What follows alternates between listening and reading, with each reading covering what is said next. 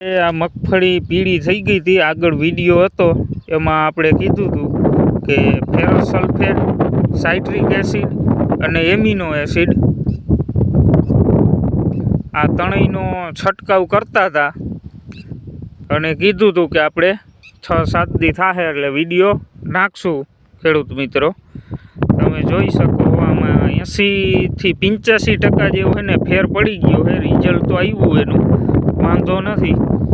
હવે કોક છોડવાની અંદર છે ને પીરાઈસ બતાવે છે, બહુ વધારે નથી।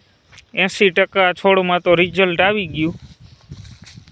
આવા કોક છોડવા છે આ રેકના ભાગમાં, બાકી અડધે સુધી એને પીડાઈસ મારતું હતું ને આપણે એની અંદર રિઝલ્ટ આવી ગયું ખેડૂત મિત્રો।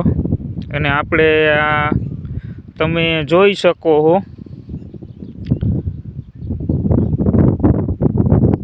કે આમાં 80% જેવો ફેર પડી ગયો એવું લાગશે। તો હવે બીજો રાઉન્ડ કરશું, પણ જરૂર નહીં રહે લગભગ તો, કારણ કે આપણને રિઝલ્ટ મળી જ ગયું એક વખતમાં જ। આમાં હવે કાંઈ વાંધો નથી। જે મિત્રોએ આગળ વિડીયો જોયો હશે તો ખ્યાલ હશે કેટલું પીળું દેખાતું હતું। અને હવે દેખાય છે ક્યાંક કોક છોડવો છે।